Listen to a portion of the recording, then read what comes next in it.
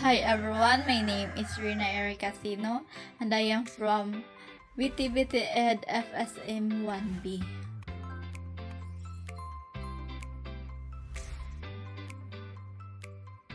I am here to make a speech on hunting animals should be banned. Hunting animals should definitely be banned as people kill them for no reason at all. It is really very cruel and also unethical. Hunting them is really a cruel act as the animals also feel the pain of a gunshot or the other murderous instruments. We have to know that humans can live on other plant-based foods which also can provide with good nutrients like protein, fat, and etc. Therefore, it is not essential for us to kill those wordless animals. On the other hand, hunters kill animals for their own benefits without any valid reason.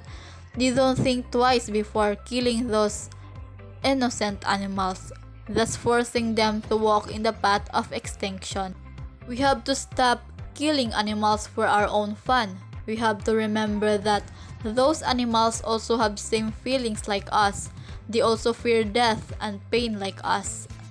Hunting has been a very common practice since the ancient times. Our past cultures also show that the animals they hunted were being used for food and clothing.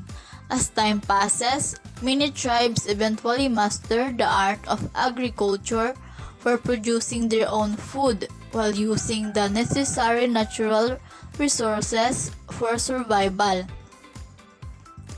Hunting may be a vital part of life.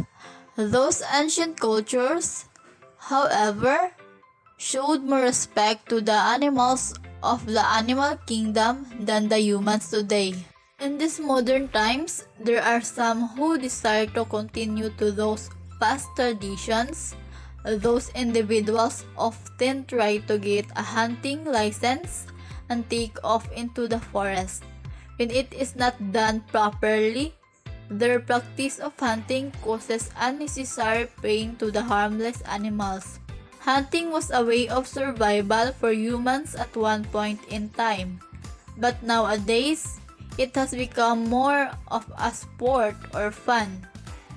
The competition takes form of the problems like dealing to many painful accidents, excessive kills, and many trophy hunting.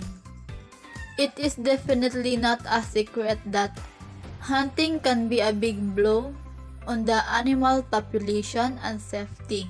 Many animals were hunted, merciless, and making them an extinct species. Various animals from our ancient times do not actually exist today, although some animal fossils can prove that they were once a food source for us. This should be taken into serious consideration at the time of the hunting licenses are handed out. Some hunters may hunt to excessive limits when the hunting fields are open. It can be expected that many hunters try their best to take more than their share. Even when a species is regarded as an endangered one, the hunting still continues.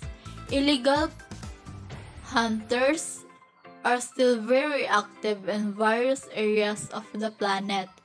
Many special and exotic animals have some special and valuable body parts that are valuable in the underground market as well.